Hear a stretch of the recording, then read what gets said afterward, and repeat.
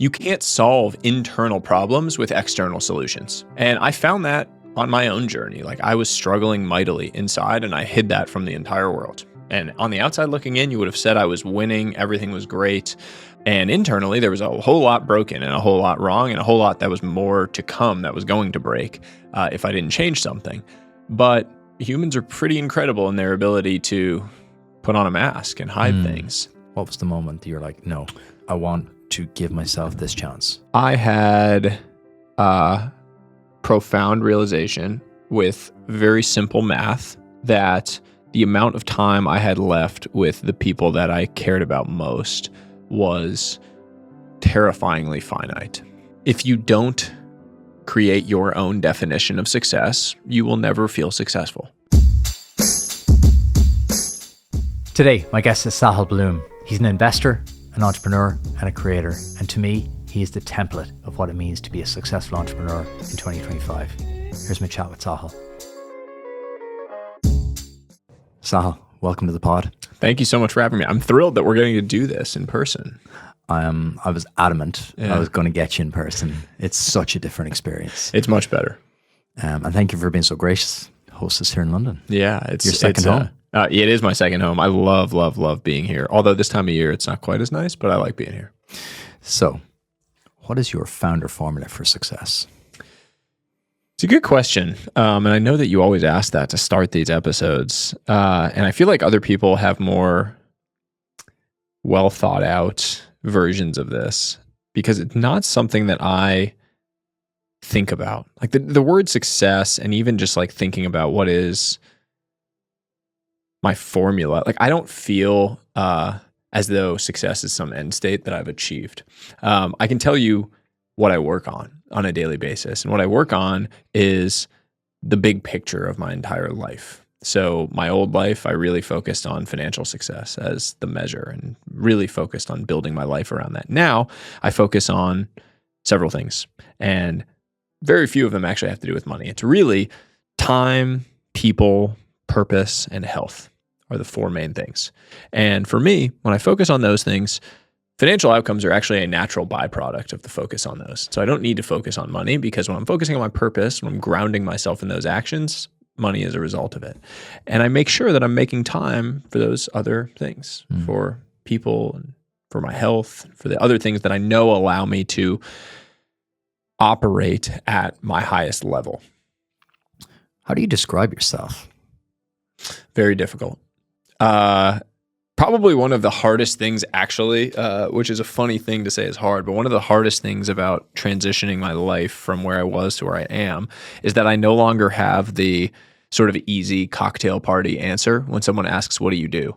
I used to just say like, oh, I'm an investor, I was vice president at a private equity fund. It's very easy and it sounds nice. It's good status associated with it. Now I don't really know. I have a book coming out, so I suppose I would say author and entrepreneur maybe. I even hesitate when I say entrepreneur, and I even say it right there with like an intonation to it, because I still don't feel that way. I still feel like sort of an imposter building things. I don't feel like an imposter as a writer, maybe as an author, because I haven't actually published books in the past. This is my first. But as an entrepreneur, I think there's like, in my mind, entrepreneurs that word is reserved for people who have like started and sold successful companies. And the reality is that's not true. An entrepreneur can be, someone who starts a local coffee shop, small business, big business, whatever. All of those people are entrepreneurs. It's people who are willing to take that risk and bet on themselves and go and build something. And I have done that. So I should say it proudly, but I would say it still makes me a little uncomfortable. It's such an interesting observation, because I had an event 2 weeks ago now where I invited back every guest that's been on the pod, and a few of them emailed me and said more or less the same thing. Oh, I feel like an imposter there though, because I know so-and-so is going. And it blew my mind, because like, these are really successful people. Yeah. If you use success, that barometer, they've built businesses. To me, any founder is a success if they start, if they go from 0 to 1. It doesn't matter if you turn over 10,000 or 10 million, you've taken that step, because the biggest killer of businesses is you never start. You stay in that idea of like the when I fallacy. Yeah, it is. There's a few things. I have a few quick reactions. One is that imposter syndrome is a tax on personal progress, meaning it is the cost of entry for achieving personal progress and growth in life. Because by definition, when you are pushing yourself beyond your current competencies and pushing yourself beyond the boundaries of what you can currently do, you are going to be an imposter at whatever that thing is. Jeff Bezos was an imposter at starting an online bookstore before he started Amazon. He was a finance guy. He was an investor. He had never done that before. He was an imposter by definition. But then he went and did it. And so he was no longer an imposter. But just by nature of pushing yourself to grow, you are going to constantly be an imposter. And reframing that in your own mind as actually a positive signal that you're pushing yourself and that you're growing has helped me a lot. Because anytime I catch myself feeling like, oh yeah, I truly fit in all these rooms that I'm going into, I belong here, it's a bad thing. It means I'm not pushing myself to be in rooms that make me uncomfortable. And it's a trade-off, right? It's a balance. Like sometimes you want to remind yourself that you belong. I recently had an experience. I got invited to this event hosted by an author who I've admired for the last 10 years. And it was all of his like handpicked people that he knows and admires. And I went to the first night and it was this dinner and I was so scared. It was like dinner, talking to these people. I really feel like an imposter. When was this? Maybe through a month ago. That's interesting considering your success over the last 3 years. I think it's really refreshing when people like you say that. Yeah. Because I'm around, it was all people who have like, it's all like #1 New York Times bestselling author, 5-time #1 New York Times bestselling author, $100 million venture fund. This, entrepreneur sold a company for a lot of money. This person founded, TED, whatever, like the most amazing people. And I was so nervous. I was like, what do I possibly have to say or offer these people? Like they're actually, they've actually accomplished all of the things in my domain on the top level. I'm like at the baby level. And, I came away from that first dinner and I went back and I was back in my hotel room and I texted my wife and I was like, I had this really nice sensation that I actually belong in that room. I felt like I held my own. Like I could contribute things. I had ideas. I had things that people seemed to care about that they thought were interesting. I had to like cold pitch my book. I just got called up and they were like, pitch your book to the group. And I'd never done that before in front of these people. And I was like, and I pitched it and like people came up to me and they were like, oh, wow, we really liked how you said this. And so it was kind of a fun counterpoint to that feeling of imposter syndrome, to have that sensation and actually recognize it and appreciate it in those moments where you do actually recognize that you belonged. In the moment. At what point did you feel that? At what point of the night did you feel that? Probably when I had to do that pitch, because it was so cold that I didn't even have time to get nervous about it. It was like, here's the mic type thing, and you have to just come up with it. And when as I was doing it, it was like a 30-second thing. As I was doing it, I saw a few people sort of like lean in, like the eyes light up feeling that you get when you can tell that a story or something that you said connected with someone and they lean in a little bit. And in that moment, I really did just have this sensation of like, oh, screw it. Like I was feeling nervous or scared or like an imposter, but like it's normal people. Like why not me on all of these things? And asking that question more regularly in your life, like when you're going out and you want to go do something, you want to start a business, you want to have the incredible outcome, or you want to write a New York Times bestseller, whatever the thing is, it's very easy to say like, why me? Like, why would I be able to do that? I don't have the Harvard degree, or I didn't go to business school, or I didn't do this or that. All these reasons in your mind that you can't do the thing. And every time you ask that, flip it and ask, why not me? Like someone has to start the big business. Why not me? Someone has to write the bestseller. Like, why can't that be me? What did those people do that was so much better than me? It's so interesting though how we reset all the time. Usually my sound check question for guests is, what you have for breakfast this morning? And everyone giggles because it's such a normal thing. And there's like, just had cornflakes or I had a coffee. I get asked that question all the time because people ask me about my routine so often because I talk so much about my fitness. But that's different for you because like we see your videos and you're like, okay, he's up at this time. Here's what I eat. He has hydration. Then he has eggs and beef. We know. There's no cornflakes for me. We're invested in it, right? But usually when I ask people, they're like, and they giggle. And it's just it just releases a valve in them. Because it's interesting, like everyone's nervous. Like you've done probably hundreds of these, so you're not nervous, but a lot of the founders that I've spoken to won't have done them. They'll have done incredible things in their life, but they won't have done many podcasts and they're nervous. So anything you can do to kind of like bring that tension down. But it's interesting, like it's like the analogy, there's always a bigger boat. You go to different rooms. Me and my friend talk about this all the time. The next room, moving towards the next room. So for you, you're moving towards the next room in life now. But it's interesting even to hear at your level, there's still that feeling of butterflies and nerves.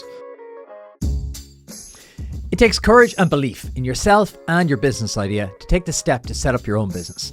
In the early stages, entrepreneurship can be a lonely road, even through milestone moments. Deciding to commit the idea you've been mulling over, learning, growing and developing your skills, building a team to help you along the way, and preparing to launch into new markets. Enterprise Ireland is there for all of those startup moments. From providing advice and guidance to new founders through our startup network, to pre-seed funding and early investment, we're here to help you bring your ambition to fruition. To find out how Enterprise Ireland can help you on your startup journey, visit enterprise-ireland.com. Before we dive into today's episode, I want to share a game changer for your business, Azure Communications.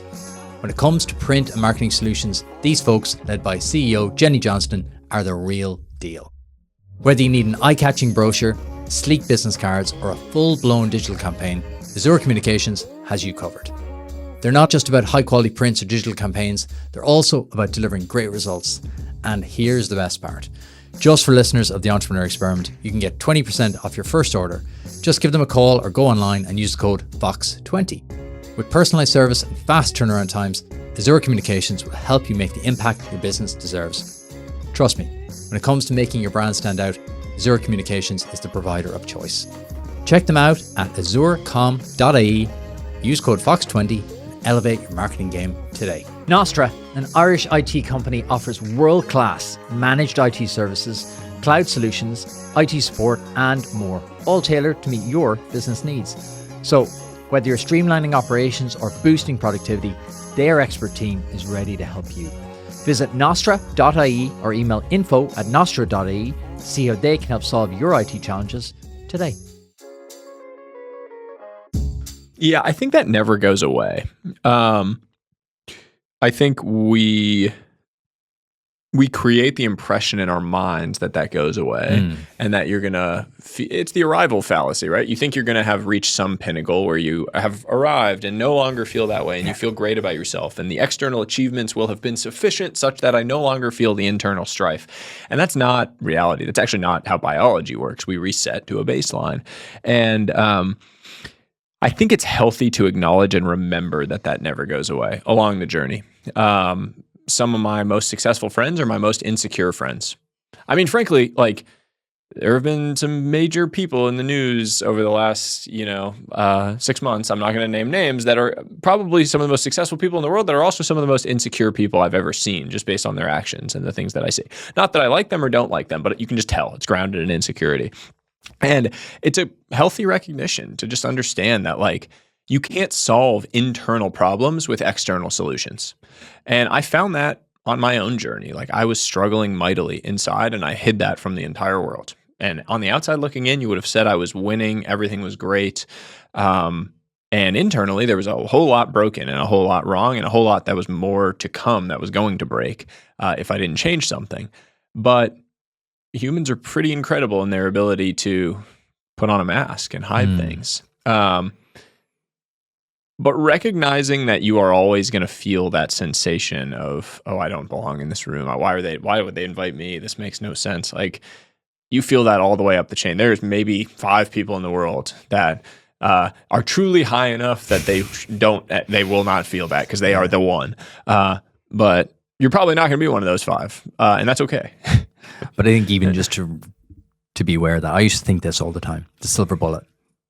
When I get this, when I do that achievement, when I get there, I'll lose the nerves, I'll lose my anxiety or lack self-confidence. But it's only through reps and putting yourself in those next rooms that you go, I did feel nervous, but it was fine. Everyone's just a normal person.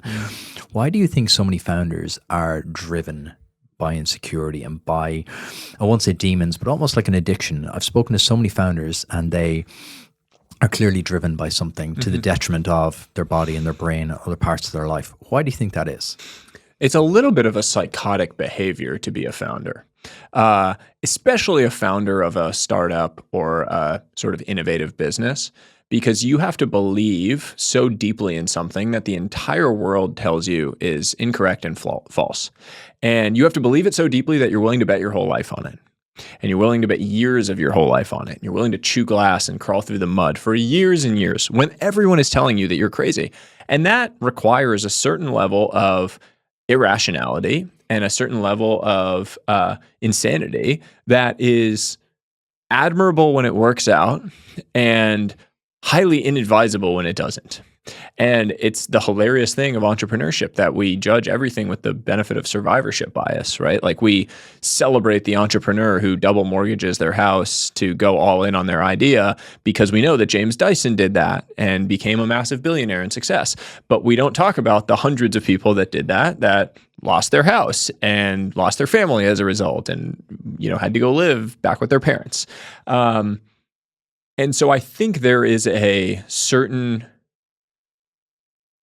incredibly beautiful struggle that comes with being a founder, especially of these transformative businesses, of doing things differently, that requires a certain delusion in order to be successful. And I see that time and time again in my most successful founder friends that have built big, big businesses. They're crazy. And I'm never going to be crazy like that. It also probably means I'm never going to start a transformative business like that. And I'm okay with that because that's not how I define success and not what I want to do. I was just going to say to you, there's so many levels to this. Yeah. And it's the self-awareness piece to go, I would like this for my life. Yeah. And as a result of that, I'm quite happy not to go down this crazy road. Yeah. I mean, I had a realization several years ago that most of the people that I read books about are not people I would want to trade lives with. And that realization has governed a lot of the changes I've made in my life, because what I recognized was that when you read books about successful entrepreneurs through history, business people, we shine a light on one level of the success, which is the financial success, the business success, billions of dollars, fortunes made, all those things. And we very rarely shine a light on the real cost of that success, the lost relationships, the health impact, the time, the mental health struggles, all of the negatives, the cost of entry to achieve that business and financial success that the person achieved. And because of that, most people fail to consider that real cost when they're entering it. So they think that they're getting one thing, and what they're actually getting is a completely different thing. And it's the reason why most people have to experience the big downside of achieving the success to then have the revelation that that's not what it was all about, and they change their life. It's why you see the people up on stage saying money didn't buy happiness. And it's like the meme of the rich person being like, guys, money doesn't buy happiness. I've seen the other side. I've seen the other side. Yeah. And it's like, okay, but you made $100 million to figure that out. Yeah. And you lost your marriage and you lost your relationship with your kids. You could have made 10 and realized it. But we don't shine enough of a light, so it's invisible to us. Why? Because we celebrate as a society, as a culture, what we celebrate is the win. We celebrate the financial side, and no one wants to shine a light on all the negatives and really make it clear. So but celebrate. Not even the negatives, though. This is why I've changed the entire ethos of my pod. This used to be, it's rebranding currently from the entrepreneur experiment to the founder formula for this exact reason, because I've gone on this journey myself. When I started this podcast, this was a way of figuring out what my next business would be. This was going to be me testing ideas in public. I started interviewing fellow founders and people that I admired. And over COVID, it's evolved into this journey of uncovering these deep unhappiness within founders and seeing that there's more than one way. And having my own realization going, exactly what you said there, most of the people you look up to and are billed as the best entrepreneurs in the world, not in a million years would you want that life. Mm-hmm. Multiple failed marriages, et cetera, et cetera, et cetera. Yeah.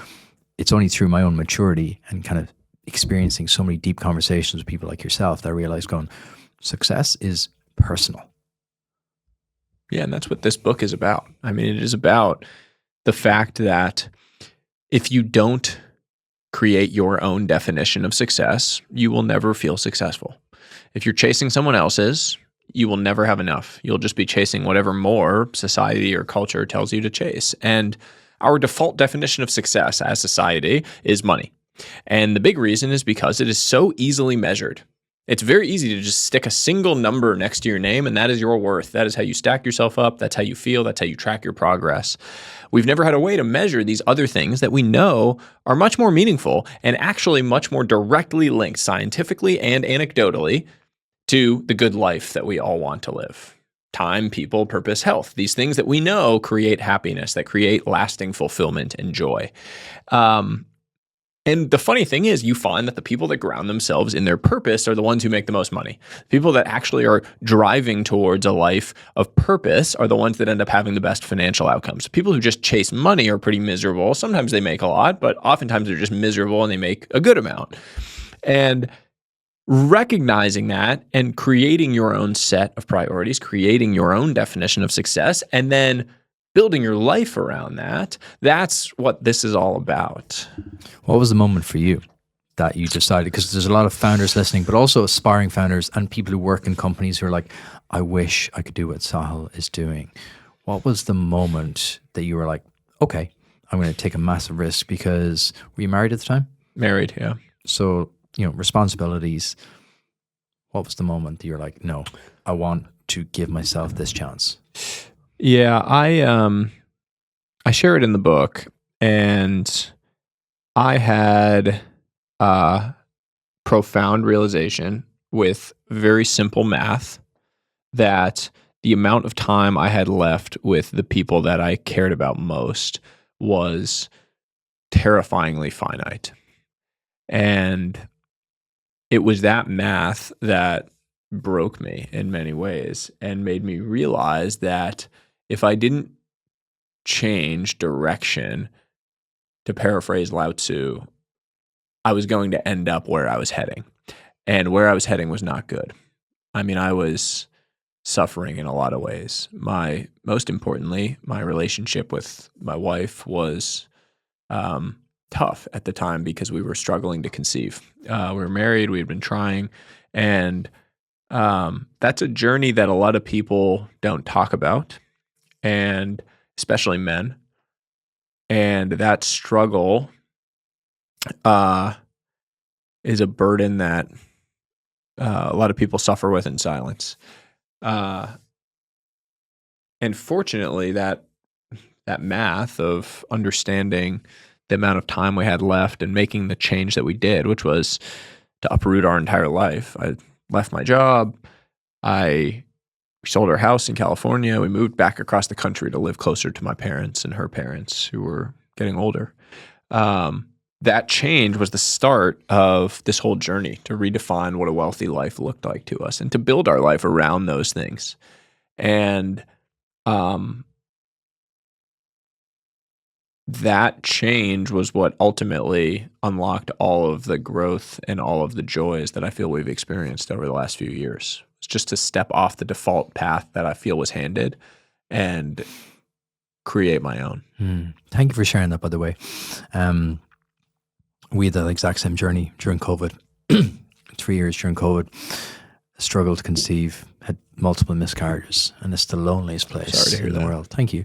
But I think that's why conversations like this, and especially people like you sharing this, is so important, because it's just so lonely. Like, we were literally physically lonely because we were trapped in our homes. Same boat, yeah. And it's the most traumatic thing in the world, and it changes you for the good or for the better. Thankfully, it changed us for the good. We both are quite strong people, but it changed our relationship fundamentally. It made it so much stronger and so much deeper. And thankfully, Willow is now 2. I know Roman is 2.5. So like, I think it's that synchronicity in your story that just resonates so much with me. Did you know what a successful life looked like, though, when you made that change? No. I went on a journey. And, in many ways, this book is sort of the end of that journey, in that I get to share this with the world and what I feel I've learned. My name actually means the end of the journey, so it's kind of fitting to share this in many ways. It's the end of that journey and the start of a new one. But I went out and became a student of the human experience. I mean, I spent time with thousands of people over the last 3 years as part of this book, but also just as part of my own quest for understanding this. I talked to hundreds and hundreds of people and talked to them about what their ideal life looked like when they were older, talk to old people about what advice they'd give to their younger selves. I read all of the, books you could get your hands on, ancient texts, new things, modern wisdom, all of that stuff. And I spent time with some of the most remarkable people who have experienced incredible tragedies, incredible joys.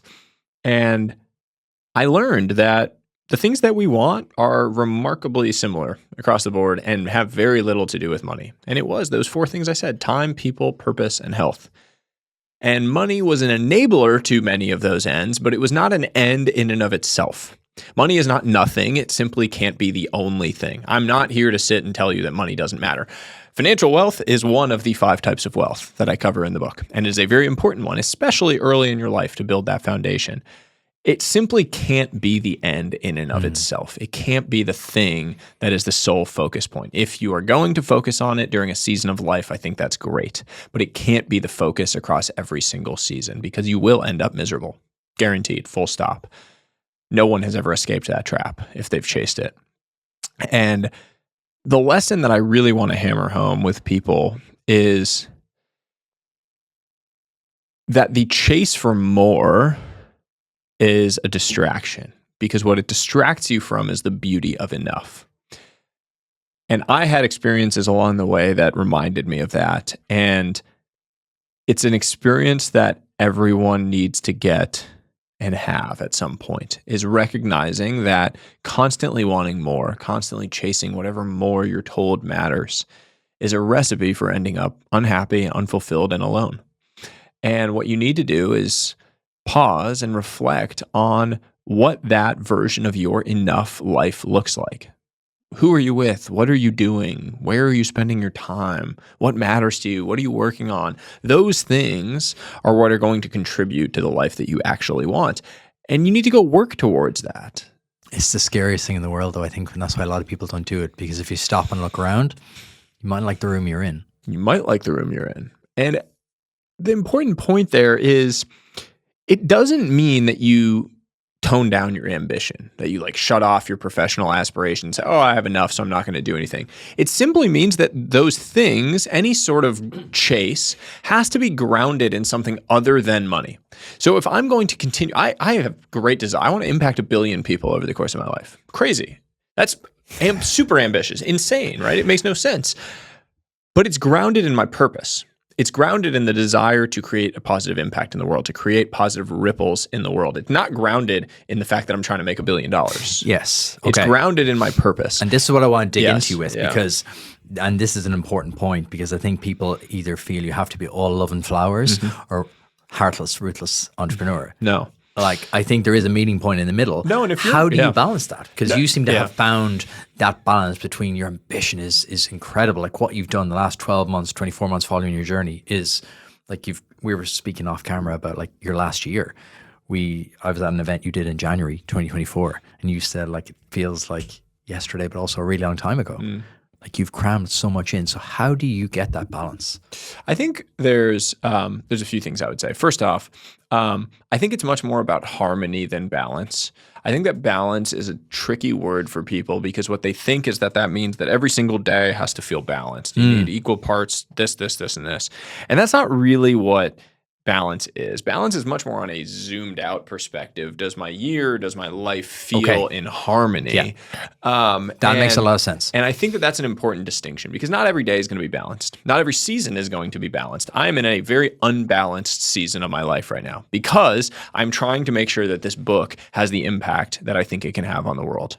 And that means certain things. That means I have to pay the cost of entry. I have to pay the man every single day. And I'm in London for a week, away from my young son, away from my wife.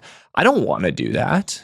I would love to just spend every single day with him, but it means something and it matters and I care about it. And so I'm willing to pay that cost of entry to do it.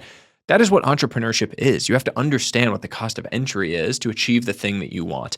But it has to be grounded in the right reason, in the right thing. I know many entrepreneurs who have made hundreds of millions of dollars, but they're starting another business. Mark Laurie is this amazing entrepreneur that I recently had dinner with. He founded diapers.com, made a lot of money, sold it to Amazon. Founded jet.com, made $1 billion selling it to Walmart. has made way more money than he ever will need. He doesn't have multiple houses. He's got one place. He doesn't have all these fancy, things, cars, whatever. He works. He started a new company and he's building this new thing that's like a really difficult restaurant sort of business that he's trying to build. And you ask him, he's like, this is what I do. This is the best time for me to start a business because now I have all this experience, knowledge, wisdom, networks, and I can work harder than anyone in the world because I've done that my whole life. So now I'm going to work hard and stack that against all that experience. I'm going to win. His leverage is I'm going to win. My leverage is sky high. But it's because he cares about it. It's grounded in his purpose of who he is. It's not about making more money because he knows he doesn't need more money. He wants to keep winning and learning the game. Is it playing the game? Is it the infinite game? And he loves the game. Yeah.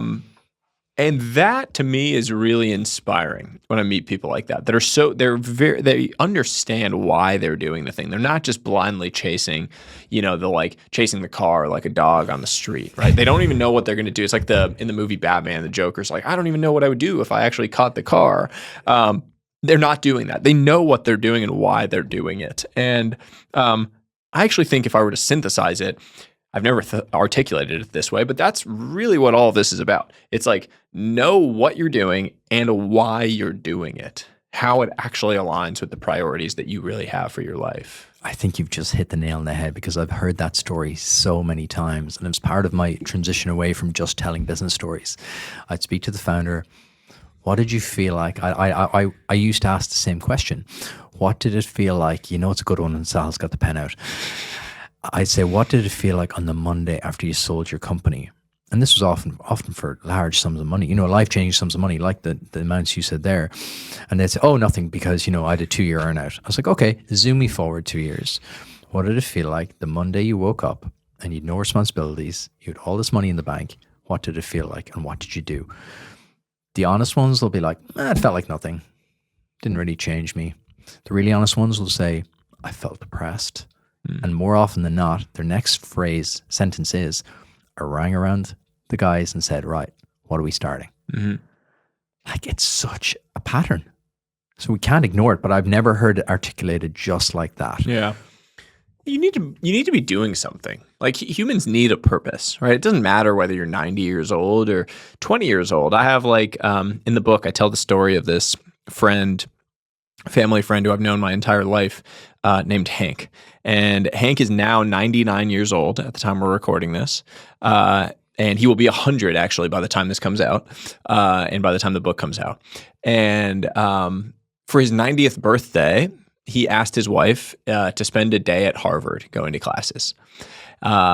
And my dad, who's a professor there, arranged for him to go and attend these freshman classes. And so Hank, 90-year-old Hank, put on a pair of khakis and a sweater and went and sat in the front row of like an introduction to astronomy course. And he took notes and he asked questions. And it's this beautiful scene, but really what underlies it is this desire for growth and for learning and for pursuing curiosity with no end in sight. There's no utility to him learning about astronomy other than the playing the game, the joy of learning, the joy of growth. His wife is similarly amazing. She's 90 years old now, and she's taking new painting classes. She's learning to paint, and she gets a lot of joy and life from that.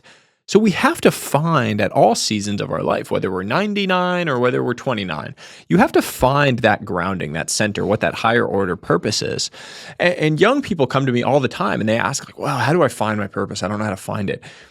You don't really it's not something that you just all of a sudden find. You find it through action. You have to do something. Rumi, the ancient poet, said, as you start to walk the way appears. As you start to walk the way appears. The answer is found in the action. It's not planning. You don't create a business plan for your purpose. You don't sit and write out your purpose on a sheet of paper and then hope to go find it. You act and you find and stumble enough until you find your way into it. I spent the first 7 years of my career with no idea what I wanted to do with my life, working in finance, stumbling around, learning things, meeting great people, whatever. And the invisible opportunity that was in front of me, I had no idea it existed. So when people ask me today, oh, where do you see yourself in 5 years? I have no clue.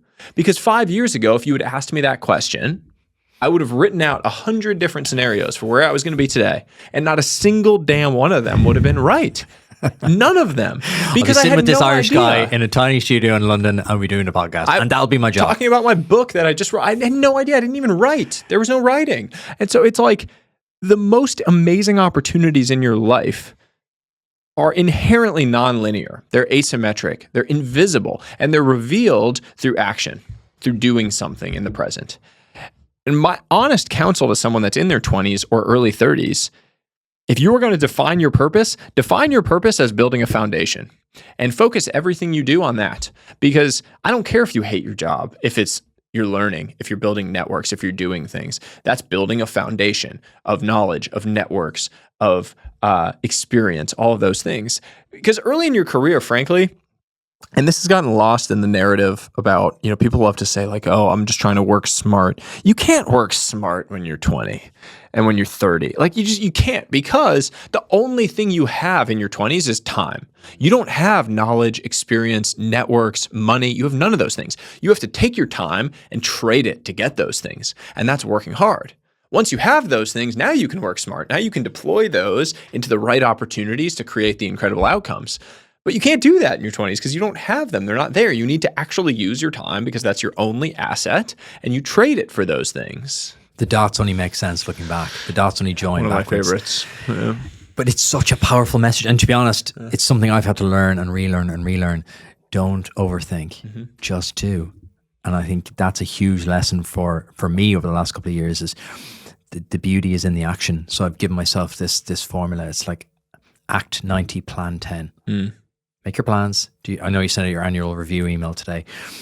Do your reviews, do your weekly, but act. The beauty is in the action because there's this fetishization of planning and business plans. And I do this exercise with students. And I got a beautiful email today from a student from 2 years ago going, hey, I just want to reconnect and give you an update. We've just passed this really important landmark. Our product goes live in February. I'm still using the template you gave us. And the template was 1 page, 1 paragraph, 1 line.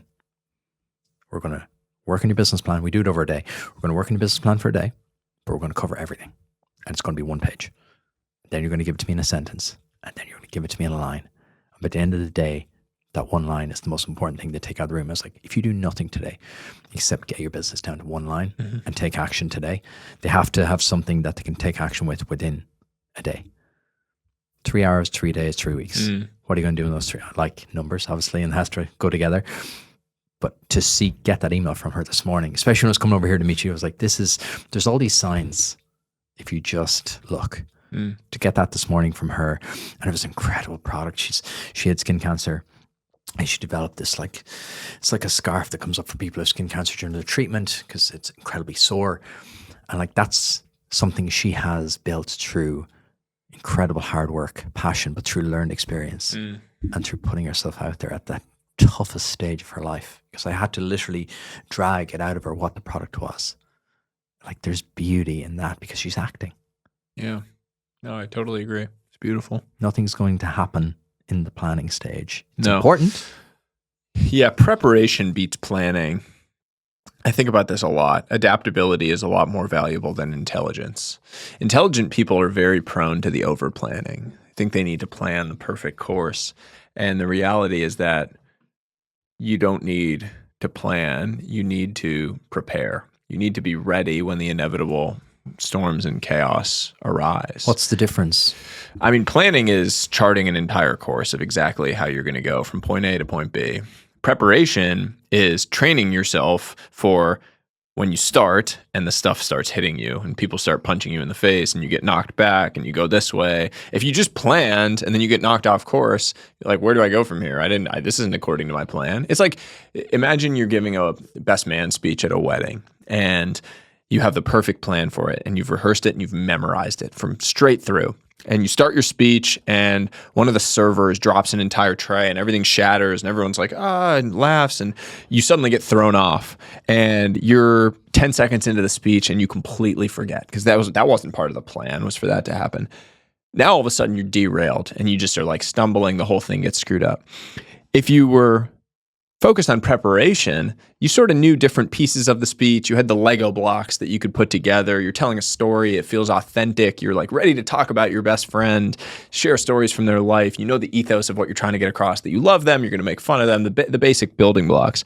Now that thing happens and you're able to like take it and spin it into a joke. That reminds me of that time when we do that thing. And all of a sudden people are engaged with it. You were able to create this moment because you prepared. You didn't plan. It wasn't the perfect course. You trusted in your adaptability along the way. And now everyone's laughing and you have a great time.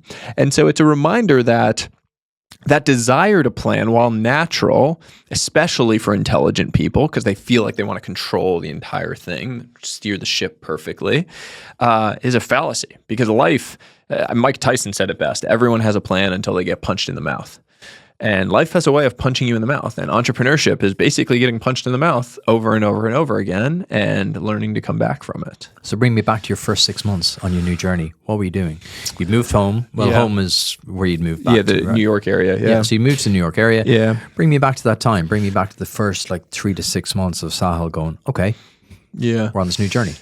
I had been writing online a bit for the prior, just about 1 year actually, before making that decision. So I had started writing on Twitter when COVID hit, and I had gotten traction doing some of that. Not with any business plan, not with any strategy. There was certainly no intention of ever leaving my job. What are you going to leave a private equity job to be a Twitter writer? Like, it makes no sense. What were you writing? I was writing threads on like business and finance mainly, because I was working in finance and I had a lot of knowledge about the space, and so I was creating educational content about that space, breaking down complex topics into simple terms. And just cause, or why were you doing it? I had time for the first time in my life. I mean, I was working an 80 to 100 hour week job for many years, and all of a sudden I was stuck at home. I wasn't traveling. I had previously been traveling 3-4 days a week for work. There was no travel because of COVID. I was stuck at home, so I wasn't commuting. So like I just had hours that were given to me, and I could either sit around and watch Netflix and golf, or I could do something. And I'd always really liked writing. And I had a bunch of friends. This is the reality, is like, I played baseball my whole life, played in college at Stanford, and I had a bunch of baseball friends who sort of knew me as their finance friend because I worked in finance.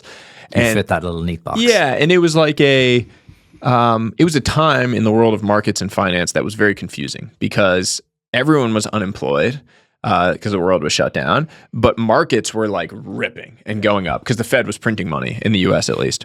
And that was very confusing to anyone that wasn't in the world of finance. And so I had friends sending me texts asking constantly, like, what about this? What's this? Why is this happening? What's this?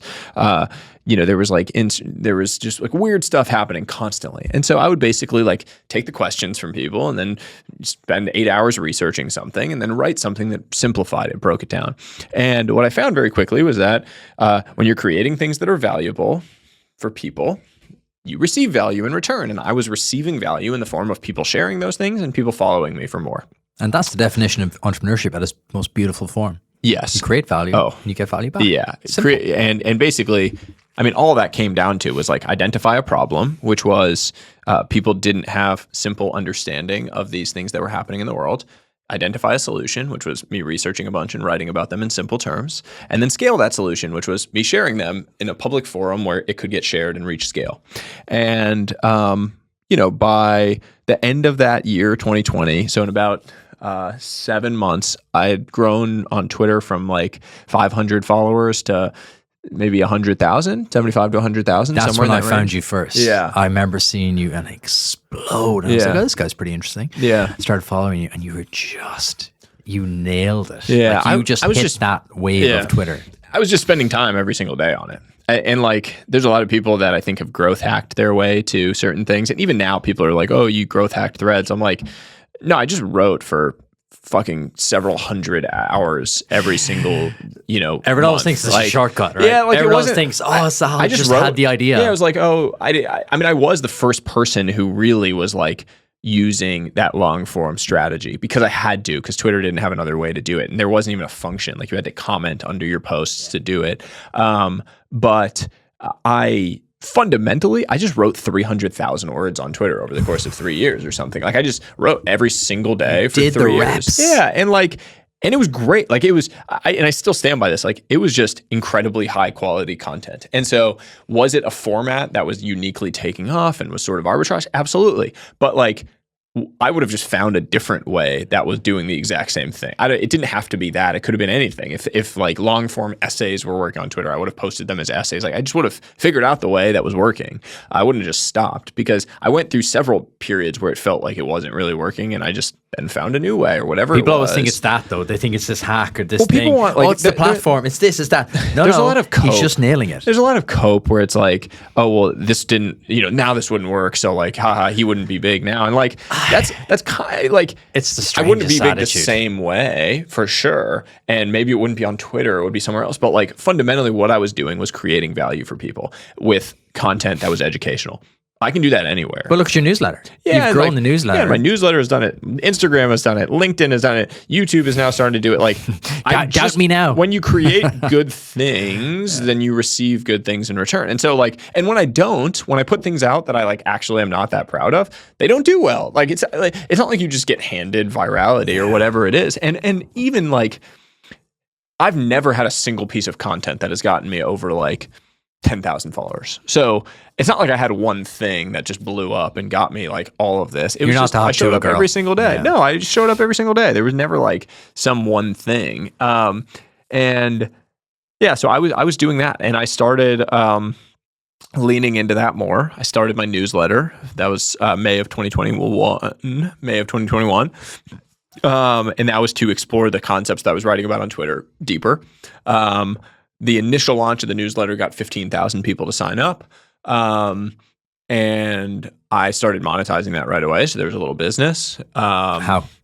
Sponsor, like sitting at the top, like a startup I'd been invested in, asked them if they were interested in getting in front of 15,000 people. They said yes. They paid me $500 maybe to do that or something.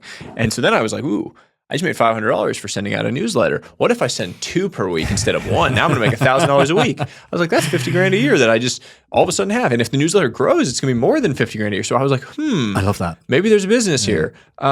So I started doing it. I started sending 2 a week, and I was like, man, this is a lot of writing, because now I'm writing. One of the sends was just a Twitter thread that I would put out in the newsletter and like sort of deeper. I would go deeper on it. The other one was like a new piece that I had to write. So I was like, okay, I'm spending real time on this, but it's a real business. There's some revenue now, and there was no team. It was just me, selling the ad slot, I suppose. And so it really started there. And then what I learned very quickly was like, I never considered myself an entrepreneur. I still, as I said, don't. And I just acted. Like I just followed what was happening and saw what I could make of it. And so like I did have a very business oriented mindset, because I'd worked in business. I mean, private equity is like you're dealing with businesses, you're investing in businesses. So what I knew was that I didn't want to start playing the game of like doing brand deals. Like all these brands would be like, oh, I'll pay you this much to promote X on Twitter, whatever the thing was. And I would say no, always. And my whole rationale was I want to build businesses that are sort of adjacent to what I'm doing, but not directly tied to it. And so the first thing with that was like, I noticed that a lot of founders that I had invested in were coming to me and saying, can you help us? We want to grow our company's presence or my presence on Twitter, LinkedIn, wherever the thing was. And I had generated a lot of blueprints for doing just that with myself, because I knew the type of writing that worked, the type of content, the things, like how to do it. And so I started just like advising a few people, like just as a consultant, basically. And I just thought of it as like an advisor, but really what it was like a content agency effectively. And now I have that language in my head. I didn't have that. It was just me helping a few friends out. But that started generating revenue. And so then I was like, there's businesses that you can build around the things that I'm doing. Maybe I'm going to be okay. So it was interesting. It was just a process of sort of figuring out as I went. There was no, like, I never sat down and planned. I didn't plan on writing a book. Like none of this was predetermined. None of this was grand strategy. It was just like figure shit out as you go and act every single day. I love that. I love the raw honesty of that, because too many people give you the popping on my rose tinted spectacles here. I mean, I'm going to give you, wait till you hear this, Gary, yeah. the origin myth, right? And it's like, well, I was sitting on a bus and I just saw this person and I knew I had to change their life. And you're like, no, you didn't. Yeah, the reality is like every single story you hear like that in a business book is narrative that is applied ex post to things that happened. And I really try not to do that with my like sort of journey as doing these things over the last few years, because it's just not true. Like I had no idea. And if you ask me now, I still have no idea what the next thing is or where it's going. Like I know the Lego blocks and I'm very clear on the pieces. I'm not clear on how they're going to come together to create something. And that is equal parts exciting and scary. But tolerance for uncertainty is a competitive advantage. It's a superpower. And I can tolerate a lot of uncertainty because I know that I have real skills that I can go and create value for people in different ways. Well, you now have evidence as well. I have evidence of that, and I can really clearly see it now. Like I see the Lego blocks so clearly. At the time, the Lego blocks maybe weren't quite as clear, but they were starting to come into vision where I saw like, okay, this thing that I'm doing has some value to it. Someone paid me $500 to this newsletter. Maybe newsletters are a business. I didn't know that. I never subscribed to a newsletter. I got like, in finance, I'd maybe get some emails that I would read every day, but I didn't know about the business of them. I never studied that. That wasn't a thing.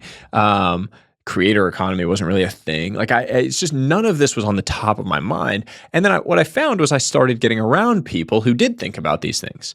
So I became friends with Austin Reef and Alex Lieberman, who started Morning Brew, and they were like sold their business for $100 million. I was like, holy shit, newsletters are a business. Like you can build a huge thing around this. There's an ecosystem. There's like, and then I was in these rooms. I started to get into the next room, as you say. And that next room, I really liked the people that were in it because they were in the trenches on some cool stuff. That you found I was your people. Like, I was like starting to be on a journey where I felt like the things that I was working on were both energizing to me and I was uniquely qualified to do them. I was like, man, I'm really good at this. I wasn't good at investing in finance. Like I knew probably after 3 or 4 years that the things that lit up my colleagues who were exceptional at it, lit up the partners, lit up my fellow colleagues at my age, I just didn't care about. I just didn't, and that's fine. Like it was a good path. It just wasn't my path. And because I was so narrowly focused on money, it was hurting me in a lot of other ways in my life, a lot of other areas. But that is tricky because a lot of people think that being on a bad path is the worst thing in life. And I actually disagree. I think it's much worse to be on a good path that isn't yours. And it's because being on a bad path screams at you every single day to make a change. It's obvious. You have to make a change. It's a red blaring in your ears. But the good path that isn't yours, there's a lot of reasons to stay.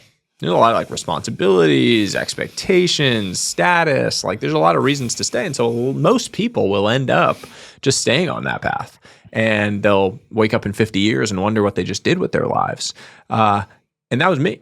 I just sort of got forced off of it. It's so bizarre you described it like that because I rang my wife about 3 months ago and I was after finishing a podcast. I said, when you go to the opticians and they put the glasses on you and they make it blurry, I was like, the glasses are on, it's pretty blurry, but getting less blurry. I said, I know exactly where we're going and I can't describe it, but I know I'm going to the right place. And it was the most freeing and the most enriching moment that I just went, it's okay, because I stopped holding on so tight. I used to be, it has to be like at this many downloads in 3 years, and then it has to be this, and it has to be this. And I was holding on way too tight because that's what I'd always done. I'd always planned everything. And then when I just let go of the reins, worked as hard as ever, if not harder, but I just didn't need that certainty anymore. So it's bizarre to hear you describe it in those terms. Just give context, because I'm conscious that if people don't know your story, that was 2021? Yeah, 2021. 2024. Can you just give some of the numbers? Because some of your numbers across the different things you're doing are truly incredible.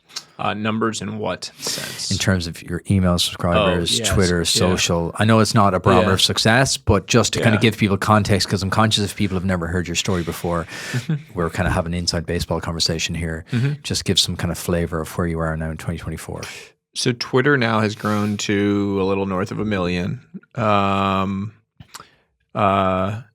Instagram is a little north of 700,000, maybe. LinkedIn is a little north of 600,000. Email subscribers now 800,000 or so, and that $500 per send is now $10,000 per send or so. So it's a great business because it's the same 2 emails that I send every single week, but you get paid way more for it. Scale is a beautiful thing. Well, that's the definition of being great at your work. It's the Picasso thing. Yeah. You're not paying me for the sketch. You're paying me for the 30 years of work. I love that story. I repeat it all the time. It's one of my favorites. And I'm no Picasso. I'm very far from that. But my email is the thing that I take the most pride in and spend the most time on. Trying to think if there's anything else. And then the book, which I hope will reach a lot of people. You never know, but I really believe that it'll positively impact a lot of people out there. Well, when you extrapolate out what you've done in the last 3 years, you kind of see the culmination in the book. And when you read it, yeah, there's something special about it, not just in it because you're here. I've been sent a lot of books and most of them aren't very good. It's just, there's something powerful about it. It's so succinct. And I said this to you off camera about the format of like, you're in it. And that might sound silly to people going, of course he's in it, he wrote it. But sometimes you read a book and you're like, the author isn't there. They haven't lived it. They haven't applied. Whereas if you consume any of your content, whether it's on Instagram, Twitter, the book, you're right there. You're putting it into practice. And I think a lot of people know the theory, but you don't learn to drive a car by theory alone. You learn by putting it into practice. How did you, so you spent thousands of hours talking to people. How did you transfer that into definitive action? Because something I love about your content is you'll say, I'm going to run a sub-3 marathon. And then you'll document for the next 6 to 9 months, you at every single stage. Was that always how you lived, or is that something new to you? I have always had a slight OCD streak, probably undiagnosed OCD, in that when I commit to something, I'm just going to do it. And it might drive a lot of people nuts around me and my family or friends, whatever. But I'm going to commit and then go do it. And so the journey with the book was interesting in that the outcome and the product is significantly more emotional and heart forward and storytelling and human experience oriented than I expected it to be. I thought it was going to be a relatively standard business book, business life self-help book. And what it is not that. It has elements of that, and that every section has a guide and real tactics and strategies to help build your life in these ways. But it's also filled with real human stories of people that I sat with, that I listened to, that I heard from, that I became close with, that you will find yourself in. Whether you're a 22-year-old just starting your career or whether you're an 80-year-old trying to figure out the sunset years of your life or anywhere in between, you will find yourself in one of the stories about people that I sat with in this book. And that is unique because when you see yourself in something, you actually find yourself and find your way to take action. And that's the impact that I want to have. I have zero desire to give people a dopamine hit from reading something and then they don't go change anything. Just don't. That's not my definition of success. I really want people to actually take some tiny action to improve their life. And I think the format and the structure and the way the book is set up and the fact that it leans into the humanity of it will lend itself to that. It's rare. I had a lunch with a good friend of mine yesterday. He's a performance coach and he recommended a book to me. And I was like, oh, I've read it, but it left me cold because it just documented the condition of modern focus. People aren't able to focus in the modern world. I was like, read it, beautiful writer, but it just left me cold because it just described the chaos that we live in. But there was no, here's what we do.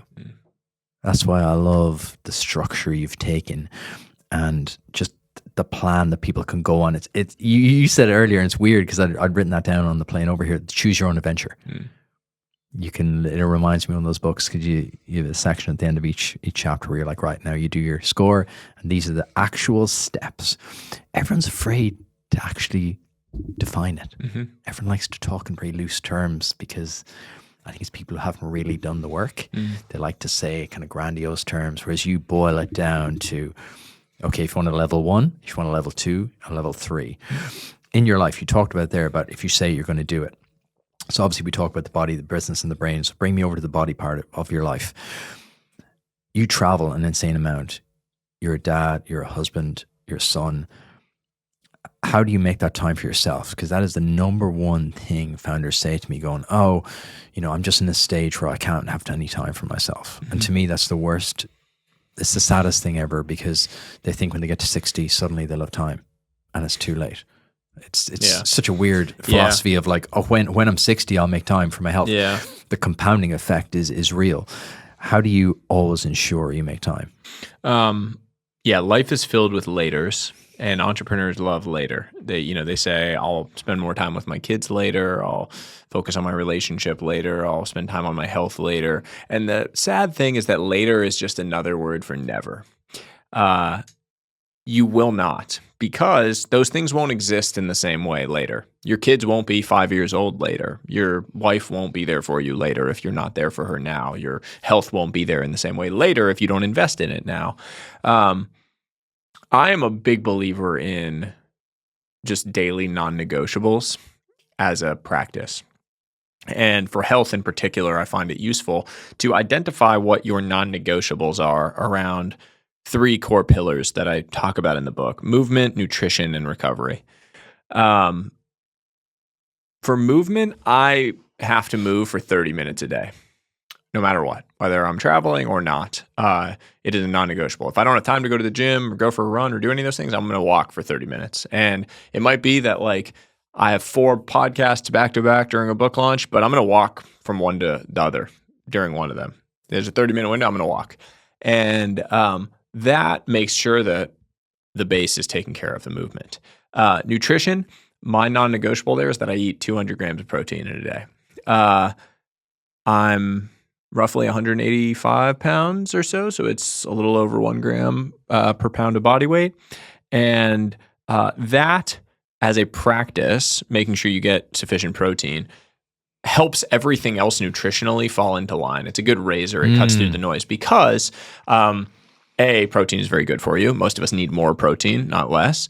It's very hard to overeat protein. Very few people will actually ever do that. Everyone concerns themselves with it. Very few people actually do it because of the second good fact with it, which is it's highly satiating. It makes you feel full. When you eat that much protein, you eat enough protein, you will not snack on stuff that derails your nutrition and diet, because you won't be hungry enough. Like if you're eating 200 plus grams of protein a day, you're not going to be hungry enough as a normal sized human to go eat an entire bag of chips. You're not.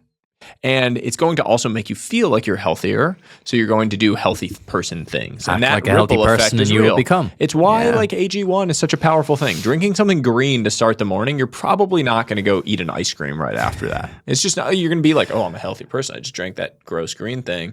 I actually think it tastes good. But go drink that green thing and it has a ripple effect. Yeah. And then the last one for me is sleep. And my non-negotiable around sleep is that I make every attempt to get 7 hours per night. It doesn't always happen. I'm very good about that, I will say. But if you were going to tell us the secret of getting a solid 7 hours with a toddler, I think we would have the best, most downloaded podcast. Yeah, that would be the best this year. Yeah, the secret is go to bed earlier. In all seriousness, people are like, "Oh, how do you make sure you get that?" I'm like, "Go to bed earlier." People are like, "Oh, how do you get enough sleep when you wake up at 4:15 every morning?" Which I do. Like, I go to bed at 8. I get into bed at 7:30. Probably the only person that goes to bed at the same time as we do. Yeah, we went to bed last night at 7:45. Yeah, dude, there's nights I get into bed at 6:30 and like watch a show with my wife and fall asleep.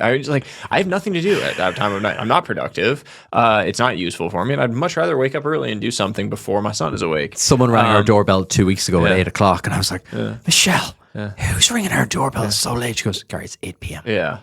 I thought the exact same thing. Okay. Sometimes packages get delivered at 7 or something. I'm already in bed. It was a package. Yeah.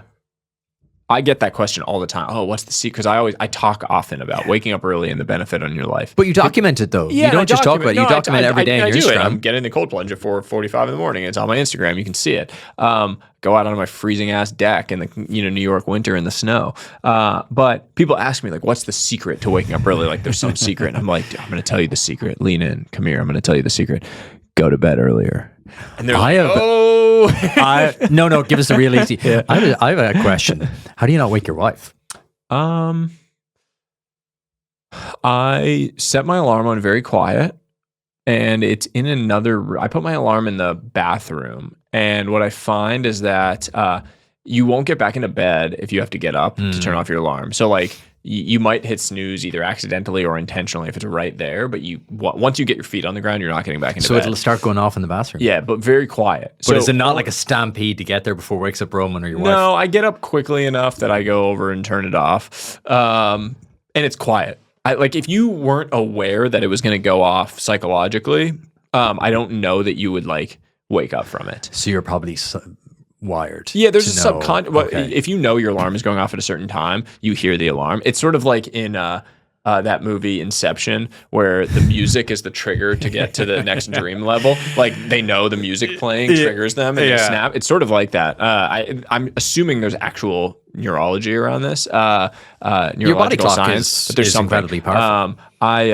And often I wake up like 2 minutes before my alarm goes off. I'll just get up and be like, "What time is it?" I look at my watch. That smug like, feeling where you're like, it's good, but it kind of sucks. Like I love it when you look and it's like 2 and you're like, "Oh, I have 2 more hours." It's the worst when you wake up and you're like, "God damn it, I'm tired." I use my Whoop, the new vibrate setting. Oh yeah, that's got to be great. It's just that would help me a lot actually. I could do something like that. Go. Yeah, I don't like give my code. tracking. I don't like sleep tracking. No, it stresses me out. Really? Yeah, because I know how I feel. I'm so dialed in physically because I've been doing this stuff since I was 16 years old. Yeah. And so like, I know when I didn't sleep well. I know when I slept well. And I don't want to find out on a day when I feel really good that I slept like shit. Because then I'm going to get in my own head like, oh, I'm tired, I guess. I don't think you would though. I think so many people say to me going, "Oh, you're always banging on about your Whoop." And I was like, it's a nudge though. It doesn't drag me to the gym. Yeah. It doesn't make me eat well. It's just a nudge that I kind of go, I look at it, kind of like you talked about earlier, zooming out. Yeah, I think the macro would be interesting. Over the month going, okay, Yeah, there's trends here and I can see yellow, yellow, yellow. Okay, there's something going on here. Am I eating too late? You know, you can just make macro tweaks, which are really powerful. Yeah, I can hear it. I can see that. The brain. Talk to me about the brain. Talk to me about the brain. Talk to me about the brain. In what context? Because you're quite a self-aware guy, right? You've seen that it's not just about the outputs, it's about the inputs and how you think about things. Yeah. So how do you, because sometimes I'll ask founders this question, they're like, I don't want to talk about that. Because they don't want to face up to their feelings, they don't want to face up to their mental health.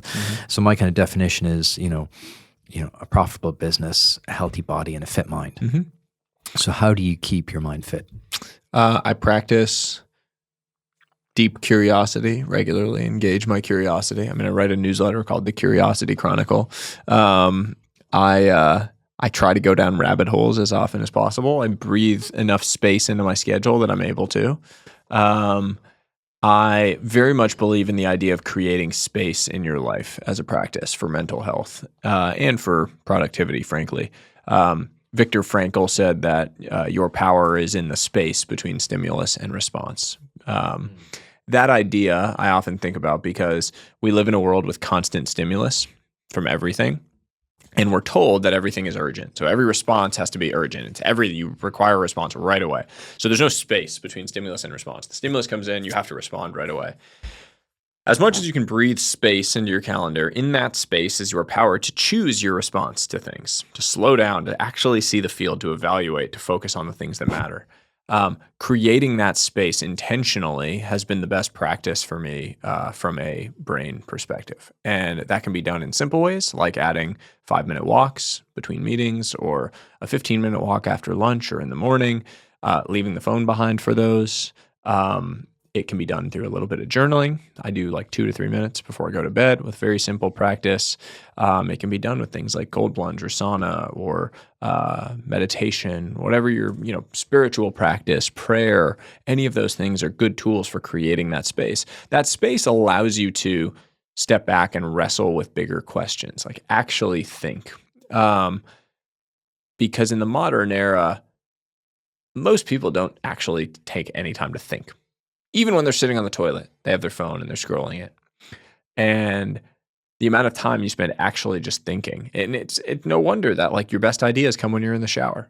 It's the only time when you don't have your phone on you. There's no stimulus. You're just you and your thoughts. All man's problems come from the inability to sit in a room on their own with their thoughts. Yeah. Blaise Pascal, one of my favorites.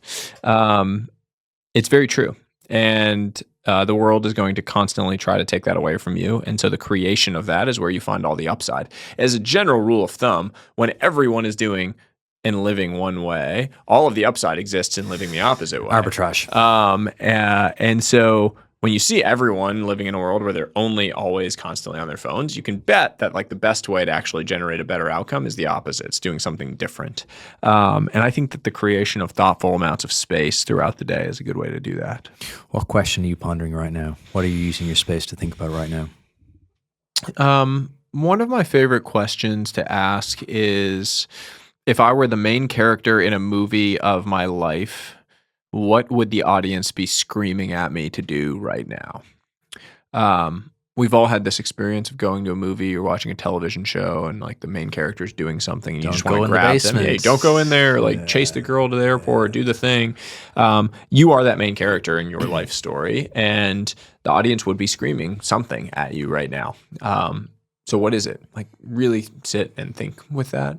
So what is it for you right now? You're at an interesting stage in your life. What is the audience screaming at you right now? I think that I have a tendency to fail to give 100% effort because I'm afraid of what will happen if I do and still fail. It's sort of a self-protection mechanism to create an excuse in your mind. And I've always had that. And when it pops up, I really try to shine a light on it so I can fight it, because the self-protection becomes a sort of self-rejection in that it becomes a limiter on your growth. You're holding yourself back from your full potential because you're not willing to put your neck out there to fail. And I think that I do that, and I need to continue to push back against it when I do. That surprises me, considering having watched your journey over the last couple of years. Where could you be doing more? Everywhere. It's internal, right? Like the external perspective is very disjointed from the internal. Just because it looks like on the surface someone is doing a lot doesn't mean that they're actually doing what they think they could.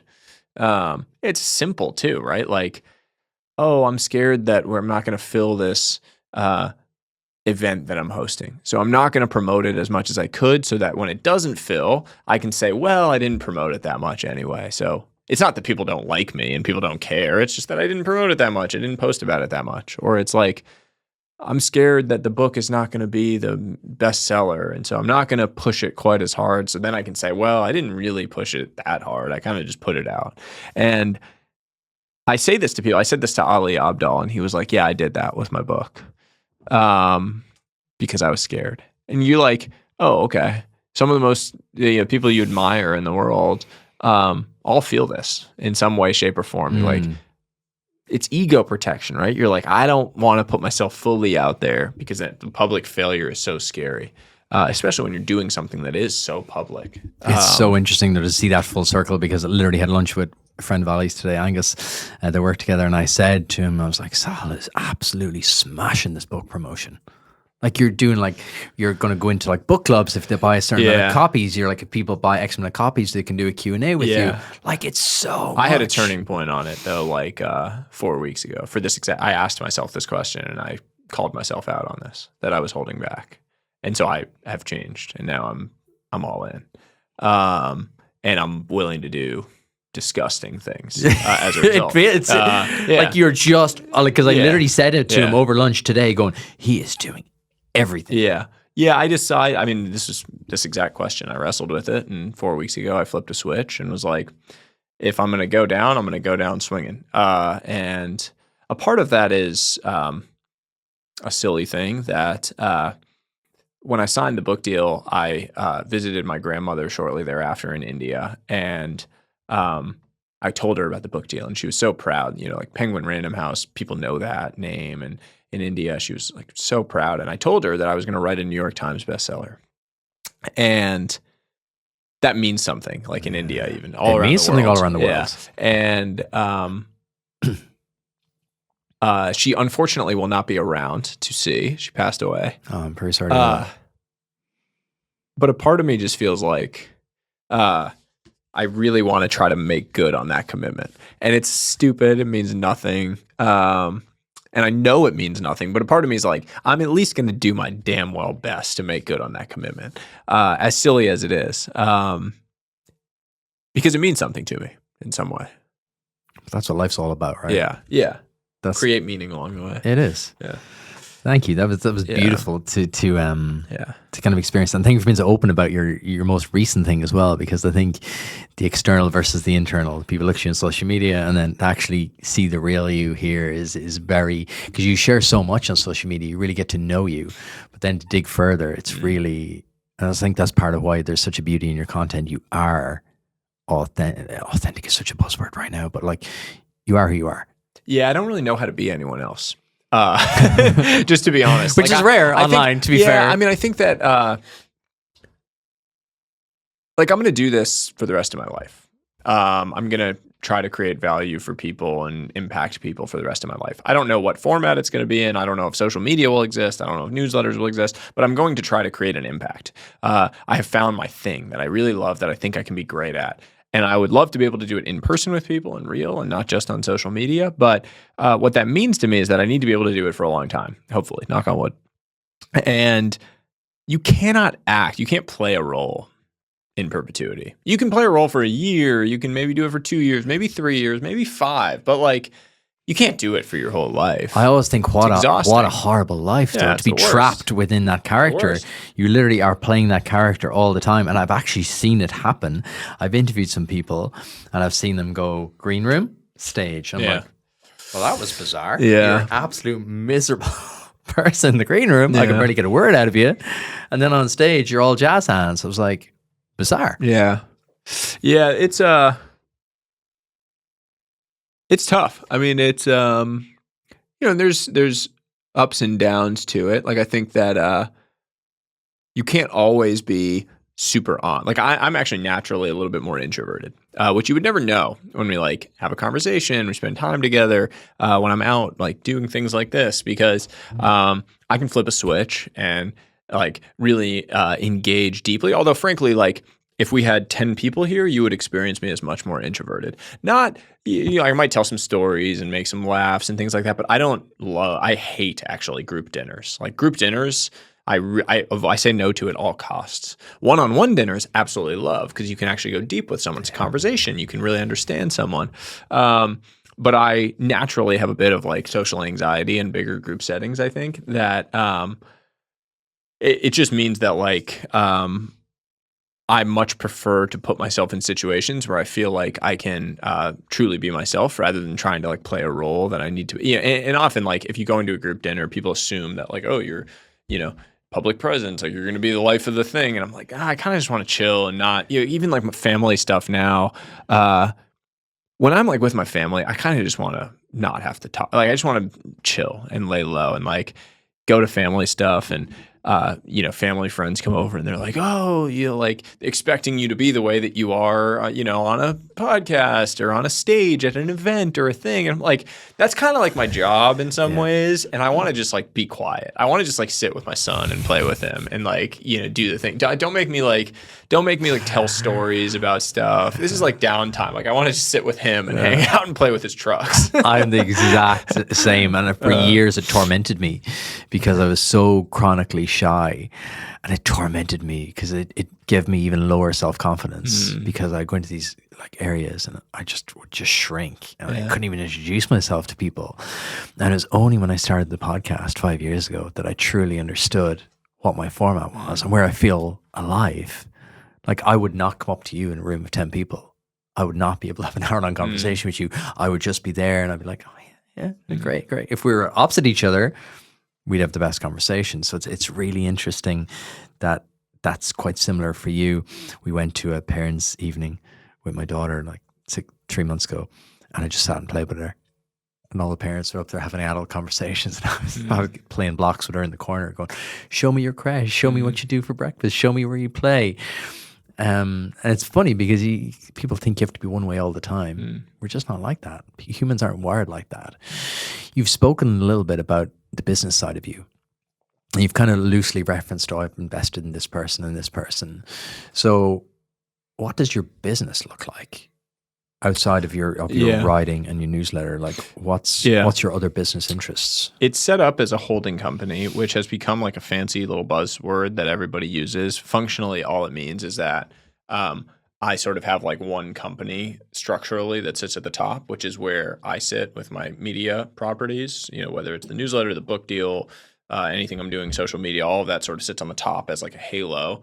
And then there's lines to other businesses that I own underneath that company. And I own anywhere from like 30 to 100% of a bunch of businesses that exist underneath it. And then alongside all of that, there is a venture fund that I raised that is a totally separate vehicle because it has outside investors that put money into that. So there's a $10 million venture fund that I raised in 2022 that I invest out of. That's all early stage technology companies, startups. Then there is this holding company, which has 5 active, I think that's right, 5 active companies that sit underneath it that are all operated and run by different CEOs that own a big chunk of those businesses and that run them day to day. So I'm not involved in the day-to-day operations. I help with strategy. I help drive leads to those businesses via my platform. My only actual involvement and my actually own real direct report, if you will, is I have a chief of staff named Blake, who is absolutely amazing, who has been with me for many years. And he is the one that actually manages all the team across all of these different things and is the one that interfaces with all of this. I have a line to him, and I focus entirely, almost all my energy on creative work and then on very strategic, higher level business things and investing things. So that's kind of the structure of it. The holding company structure is nice because it allows me pretty broad ability to reinvest cash flows from the different companies into things that I'm doing. So I can take cash flows from businesses and reinvest it pre-tax into media related things, book launch, whatever it might be. And that's a nice advantage, just structurally being able to do that. That's really interesting because I was curious how you did so much. It's like, how does he do the fund and the business and all these different companies? So you have a chief staff and beyond that. Because I think that's the bit that a lot of creators fall down on, is that they try to be all things to all people. Yeah, and I don't operate those businesses. Main reason is because I would be bad at that. I'm not a great operator of businesses. I've never really run businesses in that way. I don't want to build a team. I don't want to manage people. I don't want to do that. I want to write. I want to create things. I want to share ideas. I want to think about ideas. And so the structure that we've set up really allows me to do that. I can kind of float around and do that. And then everyone else is able to do what they're good at, which is run things. And the CEOs know they have the autonomy to run their businesses. They own big lion's share of those, so they're incentivized to do so. And there's a nice harmony around it as a result. How do you pick your projects? Because we talked loosely about this at the start, your energy and what lights you up. But how do you pick what things to get involved in? There's not a perfect process for it. It has been tested through iteration and through screwing things up and picking bad projects where I've learned and then not made the same mistake twice. The biggest thing for me now is that anything that I take on has to have a high probability of being meaningful size. And the definition of meaningful is changing, and it's not a perfect number in my mind. Ask you the question. But I would say, roughly speaking, I have to believe that anything can be over 10 million of revenue or several million of annual profit. And the big reason is just because I don't have that much headspace, and no matter what anyone tells you, nothing's really passive. So I'm not involved in the operations of these, but they take up little chunks of my mind in whatever way. And I have taken on things in the past that never had the chance to be that big. And if it's not going to be that big, I should just walk away from it at some point, because I'm not going to be a productive member of this team because I'm not going to care about it enough. It's not going to be big enough. And you only get so many swings in life. So I kind of want to take some big swings. Is that pattern recognition though? Because now you've done your reps, you know what good looks like? Yes, for sure. And it's only through screwing things up. So to the extent the structure looks clean or the selection looks good or the things I'm working on look good, it's just through messing it up along the way that has improved that selection.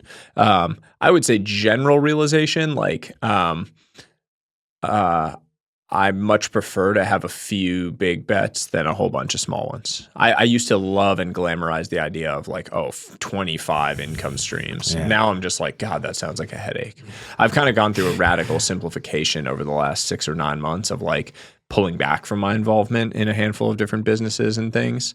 And even like, I'm sort of most of the way invested through my venture fund, and the idea of raising another one versus just investing off my own balance sheet, given I have the capital to do so, I might just invest my own money, because then I don't have to like send updates to investors. I don't have to like respond to anyone's emails.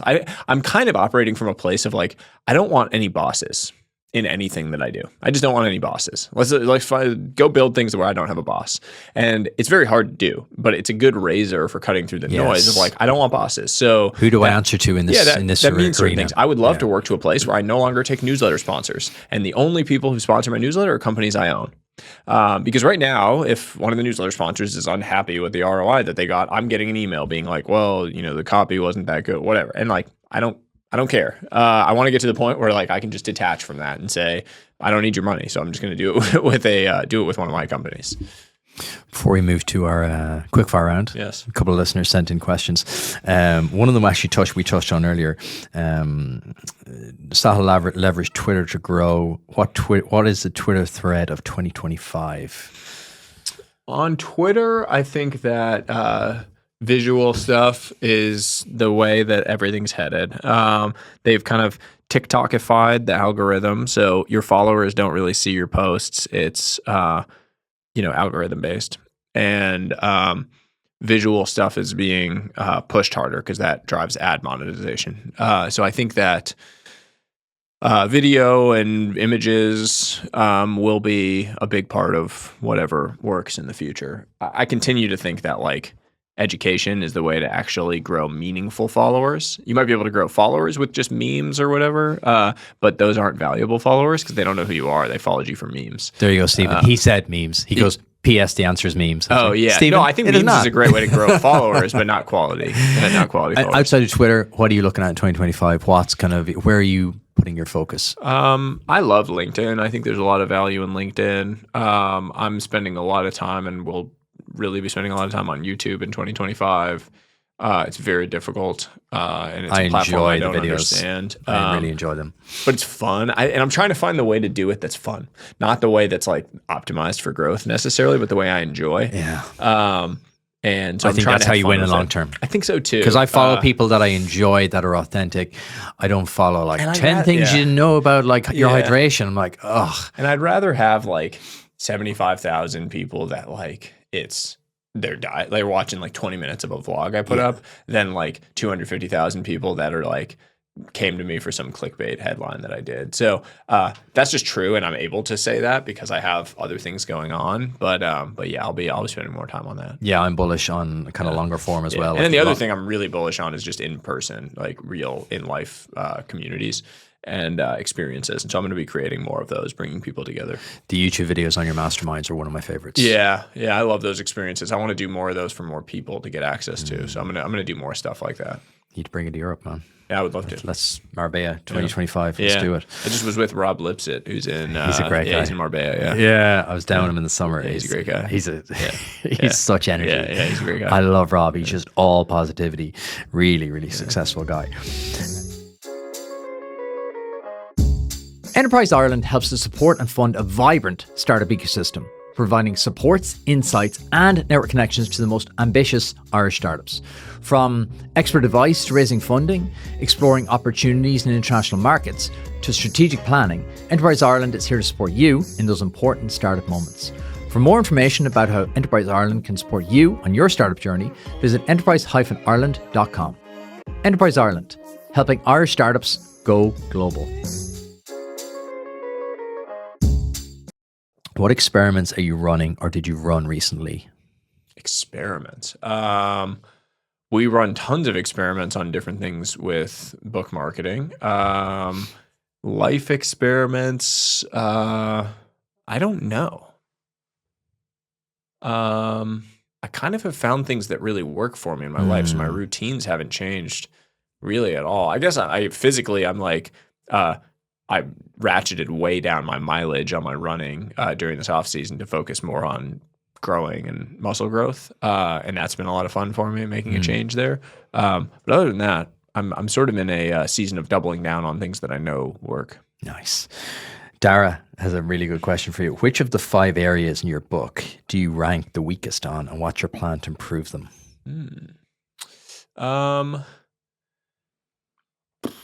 I would say right now, I am probably the weakest on time. And I'm very much in a season of unbalance, as I said. I'm really strapped. I'm really leaning into this thing. And the plan is the recognition that this is a season and that I need to lean into it, but that I need to have the awareness that the pullback needs to happen. And so for me, that means that I need to really make commitments to certain things for the book launches in February. So really like for summer and fall to make sure that my family and I truly have downtime. I was with Dr. Rangan Chatterjee, and he takes 6 weeks off every summer, like completely off, turns off his phone. There's no technology, nothing. He travels with his family, and I don't think I can do that yet. But can I do a week where I do that and really set myself up for it? I think that's going to be my goal for this summer as a way to just reclaim that. Your reading week, like the Bill Gates reading week. Quick fire round. What book do you recommend every founder should read? When Breath Becomes Air. What's something you learned the hard way? That money doesn't equate to a good life. What have you sacrificed to achieve your success? Friendships, time, mental health at different times, physical health at different times, basically everything. What would you do today if I give you $10 million? What would I do? Nothing. I don't know. I'd invested in trying to get the book out. I guess I'd put $10 million behind an ad to try to sell more books. It's not a trick question. Wouldn't change my life. Wouldn't change my life. I'll revolute you. I'll cash app you 10 million, and you can do whatever you want. So I think I'd just put it behind a bunch of ads to try to get more books in more hands of people. Make it that MIT bestseller. Yeah, and just like increase the odds that it becomes a massive movement. That's my favorite answer. Me and my wife play the lotto game. It's like, what would you do if you won the lotto? And do more of what we're doing now. Yeah. That's the kind of millionaire moment, right? Yeah. I'm going to give you $1 million. You can only invest in one person or one company. Who is it? Myself and my company. Can I answer that? No, you can't. You already took the 10 million, so give me someone else. You've got 10 million. Now we got one. We're going to give it to someone else. There's a kid named Dominic Schluter who started this podcast when he was 16 called The Running Effect, which is like sort of niche running podcast, and has like just by the his own grit built this thing and has all the best guests and is getting all these things going. And he's just starting to scratch the surface on it being a business. And I think I would give it to him and figure out how to build like a big running media company around it. I could see that. Yeah. If you were starting again right now, what would you do? Probably the same thing I'm doing right now, which is create content that helps people. What do you believe other people find weird or strongly disagree with? That the fastest way to change your life is to wake up for 30 days at 5 a.m. and work out.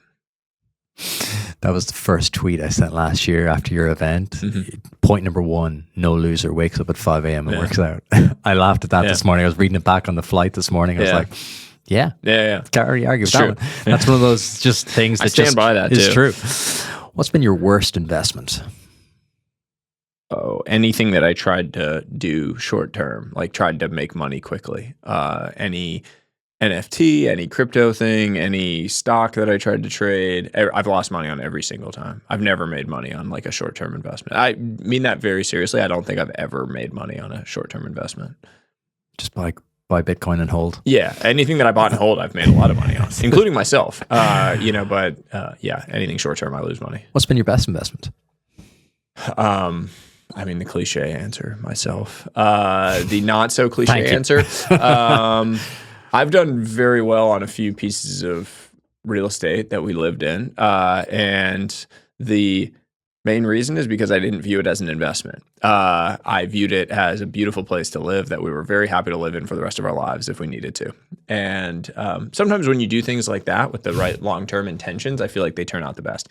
I think on a technical return sense, Bitcoin has been my best investment, but that's kind of boring to say. It's like, and I'm not like a Bitcoin guy. It's just, yeah. I'm not. I have it. I like it. Yeah. And like, I don't know. Yeah. Anyway. Yes. What's your final piece of advice for every founder or aspiring founder listening? Final or final?